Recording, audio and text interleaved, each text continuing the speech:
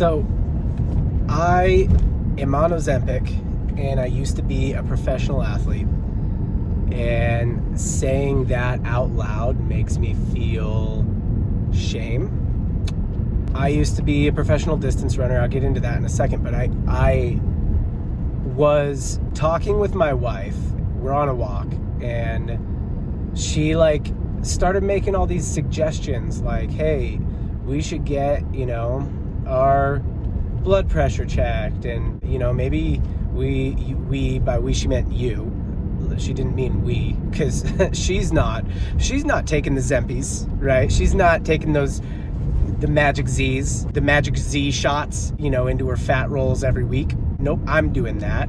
She doesn't even have fat rolls to take the magic Z's into. She's like, maybe you should get on. I'm just saying, I don't know, maybe you should get on it. I don't know, it's probably just will help a little bit, and maybe you could get on for a little while and then get off. And I was kind of pissed. I was like, you don't think I'm sexy? You don't want a writhing, obese blob of skin and, fat on top of you when we, have our quarterly love-making session? You're not into that?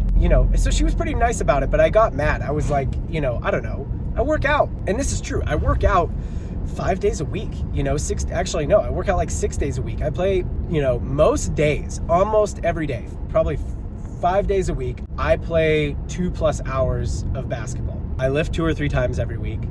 I generally watch what I eat. Generally I eat pretty healthy. Yet, over the past 10 years, since I stopped being a professional distance runner, I've managed to gain 80 pounds while still working out 6 days a week and generally watching what I eat. Could be an issue with my body, could be genetic, could be that my thyroid doesn't really work that well, all kinds of things. But that's just the situation. I'm 5'9", that's listed height. If I were on a basketball roster, I'm 5'9", so real height's probably 5'8". And I got up to about 210 pounds, which I think is 95.2 kilograms. That's a lot of pounds for somebody who's 5'6.5/ 5'7.5". I don't know, actually. I think I'm pretty sure I am 5'8". It's a lot. It's pretty thick. And now I got some legs, right? I got junk in the trunk, as they would say. Regardless, 210 pounds for somebody who's 5'8", 5'9", is obese. That's technically obese. I was obese. I was an obese person who was a former professional distance runner, working out 6 days a week and generally eating pretty healthy, right? So my wife is really being caring and trying to be helpful. I wasn't really having that. I didn't like that form of being caring and helpful. But eventually I went to the doctor, who subsequently is my father-in-law. And so then I had to go and sit in front of him and be like, yeah, I'm fat. I'm a big fat guy. Can you give me some drugs to make me not a fat guy? Which again, it's just this whole shameful conversation that I'm having over and over with multiple people that I didn't even bring up. I didn't even say I want to get on Ozempic. My wife was like, you should get on the Ozempic. And now I'm doing this thing because ultimately, she said that. I fought with her. I thought about it for a couple days, and I was like, well, I kind of do actually want to get on it because whatever I'm doing, it's not working, right? So went through all that, paid the money for it. And I mean, look, I get it, okay? People talk about natural remedies to things a lot. Natural ways you could lose weight, natural ways that you can have better focus, better mental health. I'm also have ADHD. People talk about natural things I could do to have better focus. There's a lot of natural remedies out there. A lot of, super food, brain foods, and the like. Let me tell you something. Have you tried Western medicine? It works so good, dude. All these super brain foods or whatever versus Adderall. Adderall friggin' works so good. It makes you so focused. I don't care about your, brain mega seed or whatever. Adderall works really good. Western medicine just effing works. And that is what Ozempic does. That is what the Zempies work. You're completely in control of food. You can eat whatever you want and you won't overeat. You literally can't overeat. You don't have cravings. You don't have to eat anything. You don't feel a craving or I really need this or whatever, you're like in complete control. You don't think about food. You think about food as fuel for your body, and you decide what fuel you want to put in your body, and you're actually completely okay with that fuel that you put in your body being unhealthy, delicious tasting fast food, because you know you won't eat that much of it. Like, you'll eat a small amount. You'll do everything in moderation. And that happens instantly, overnight. It fixes all that crap, all that bad relationship you have with food, all of like the physical cravings or mental cravings or emotional, whatever connection you have with food. It just like overnight makes it just like this very like straightforward scientific, I need food to exist, and so I will choose this food and I will eat this much of it, and I won't eat too much of it, because if I do, I just literally can't. I will feel full. So it works really effing good, and that's kind of the scary part. The scary part is that this stuff works so well that, like every other long-term prescription I've ever gotten on, I am pretty sure I'm hooked on it for life. But I think that the larger societal issue here, the thing that people are kind of like pissed off about when it comes to Ozempic, is right now, today, if you meet somebody who's in good shape, clearly goes to the gym, clearly like takes care of themselves, it's a signal. Right now, it's a signal that that person is disciplined, has like some level of perseverance, of mental fortitude, and all of that stuff. And what happens when we take something that used to take mental toughness, perseverance, grit, discipline, and we make it available in a shot that you just put in your body every week, or at some point in a pill that you just swallow every week. And that thing, a body that used to signal all of those things, now doesn't signal that anymore. Right now we don't know. Now we just don't have that outward manifestation. Maybe it's no big deal 20 years from now, right? Because now we just no longer think of the body as something that has any kind of signal that carries that signal at all. But I think that's what, there are a lot of things that are worth having only because they're hard to get. And the more we make those things just really easy to get, the more we lose that, like as a society, we lose that like feeling and proof of concept that comes from working really hard to get a really hard thing and having to continue to work for the rest of your life to keep that really hard thing. What happens when we start solving society's discipline problems with prescriptions? I don't know. I mean, there's probably some larger implications there. But, I don't know. I still did it, right?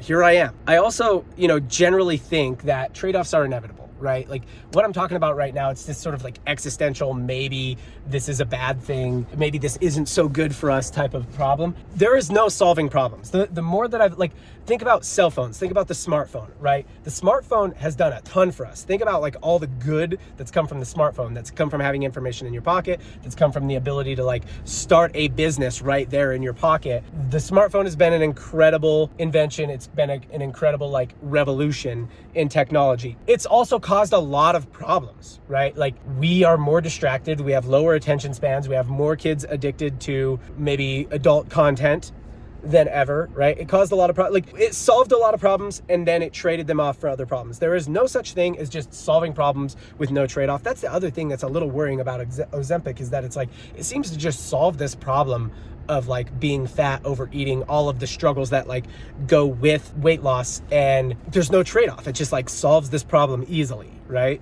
I think that's one of the things that's worrying about it. But this is my point, is that you don't solve problems, you just trade them for other problems. I know that in taking the Zampies, that in shooting them Zempies up every week, I know that I'm not solving the core problem that led to my weight gain. I'm just trading it for another set of problems. There might be side effects down the line, things that we don't know about yet. That's happening. But the current path is very clear. The side effects and health problems associated with obesity are brutal and they're known. It's like, that's a known bad outcome. My family, like nobody in my family lives over 70 years old, right? We get diabetes and then we get like cancer or heart disease or something like that, and we die. That's what my family does. So pretty sure, and like everybody on both sides, even the people who work out and take care of themselves, are all overweight. They're all overweight or obese. So I would rather roll the dice on an unknown outcome and trade for those problems than the known outcome as of right now, today. Now, catch me down the line when I have those outcomes. Maybe when the information changes, I'll change my mind on this. But I would rather roll the dice on a longer life with some risks than stay stuck on a life that I know ends prematurely. The other problem, the other fear that I have, and the other potential long-term negative benefit of being on the Zemp shots is what if I can't get it one day? I am currently, this is the third prescription that I've gotten on that I will more than likely never get off. I'm on a prescription for psoriasis so that my skin isn't all red and dry and flaky and itchy. I'm on a prescription for ADD. I'm on Adderall, for obvious reasons, so that I can focus and be productive. And now I'm on a prescription that hopefully makes me not fat, right? I'm on a prescription for weight loss and all of that. One, like how do these interact with, I don't know, what if they interact with each other weird down the line? I don't know. But what happens if healthcare laws change and these meds get incredibly expensive? There was a time my mom was not able to get insurance because she had pre-existing conditions. What happens if healthcare laws change and now with all of these long-term prescriptions, I'm no longer able to get healthcare and I'm no longer able to get health insurance and these meds become crazy expensive? It doesn't matter. I'm hooked. I have to take them or I will be a fat, flaky, aloof guy, Being fat and flaky, being aloof and flaky and fat is just a bad combination. That's like being a homeless guy. Like I can't focus on anything. I'm just around. I'm like, oh, what's going on over here? What's going on over here? My skin's all flaking and falling down and it's all red and itchy and I'm scratching myself. I'm scratching my head. My hair's coming out. All that. Plus I'm fat. That's a horrible combination, right? That's what I'm gonna be if these meds get too expensive, or if the supply chain breaks, or if the grid goes down, right? Like that's the position I'm in at this point, right? So I'm not really scared of my prescription medicine side effects. I'm scared of what happens if I can't get it, right? If the supply chain breaks, I'm screwed, and I'm not the only one, because I think this is happening to a lot of Americans. I think a lot of Americans earlier in life are getting on more prescriptions that they are just going to be on from then on. For the rest of their life, they are on that prescription. And that's scary to me, and that's scary to society, I think. It's why I'm sort of obsessed with these sort of what I call cheat code substitutions, or 80-80 trade-offs, right? So what's something that's 80% is good, but 80% healthier for you? So for example, for me, a food thing, this is why I'm so obsessed with Royo, and I don't mean to be the guy who's slinging bread products all the time, but the reason I'm helping to make these bagels that are 80% less calories is because I'm I need something, I need something that tastes 80% as good, or I think 100% as good, especially when it comes to the bagels, and is 80% healthier for me, right? So I'm always looking for those cheat code substitutions. Basically, if I ever can't get my fat guy meds because the grid goes down, or we're in a trade war, for example, just as an example, I don't know why that would ever happen, but if we ever got into a trade war, I'd still hopefully be able to not balloon up and become a gigantic slob, because I would have substitutes, right? Things that substitute for the things that I eat that make me big. And I can't solve the healthcare problem in America. I don't even know enough about how to solve the healthcare problem in America. Some people say it's corruption that we're on this many prescriptions. I don't know any of that. I don't have that expertise. All I can do is say, hey, what if I made products that are just as good, but way healthier for you, so that hopefully more people are less dependent on medications? Because at the end of the day, I think that people have limited amount of focus to put into this thing. Could I count macros? Could I optimize, every workout? Could I only eat superfoods that are perfect for my body type and my brain and, my DNA? Could I get my blood work done every week? Could I track my nighttime erections like Brian Johnson? Yeah, I could do all of that. It's just too much. I don't want to do all that, man. That's just so much work, dude. That just sounds like so much work. I might just rather die young than do all that work, It doesn't sound like that fun of a life. My mom does that. My mom constantly thinks about her food and her health, and she does not seem happy. It's a different kind of prison to be constantly thinking about your health. You want your health to support your life. You don't want your whole life to be in support of health. That's its own kind of unhappiness. Being unhealthy is usually going to lead to unhappiness. Being health obsessed, and it's all you ever think about, is you're going to block out all the other stuff. You block out family, you block out fun, you block out the stuff you like to do, and you block out your business, your whatever. And I'm not going to be happy doing that. I mean, maybe some people are, but I'm not. So at the end of the day, it's like, what are you going to do? You're going to take the magic shot. You're going to take the magic pill. You're going to do that easy solution instead of doing the hard solution that's going to require you to become obsessed. And I don't think that's really shameful. I think that it's self-aware. I think that ultimately you want to have safeguards in place. I think you want to do as much as you can on your own. But, like for me, I was working out 10 to 15 hours a week. I was eating pretty healthy and I was still gaining weight. Things like Royal bagels and other substitutes like that are 80% healthier for me and taste just as good, that helps. But at the end of the day, anything that's really important to you, like anything you're struggling, that's a very important struggle to you that you don't want to just dedicate your life to. Like if you have an addiction, anything that is any struggle, any battle you're fighting that is incredibly important to you, but you don't want to lose and you don't want to dedicate your life to it because that's a different form of losing. You don't want it to consume your whole mind and body all the time because that's a different form of losing. Any battle you're fighting that's like that, dude, you take any ally you can get. You use any cheat code you can get. You use any booster you can get. You do whatever it is you need to do. And then you put safeguards in place. You try, once you get that under control, once you're using the cheat codes and you're getting in better shape, once you're taking them Zempies and you're getting into a little bit better shape, you try and form better habits. You try and just permanently change your appetite. You try and find substitute foods that you think taste just as good, but are, way better for you. Royo. This is why I'm doing Royo. I keep saying it. But at the end of the day, you take the easy pill. You take the easy shot because the battle is too important and you ultimately, you can't let it consume you. So I don't know, no answers. This is a little bit of a rant, a little bit of a car vlog. I don't know. I was driving, I was having these thoughts and, I don't know, maybe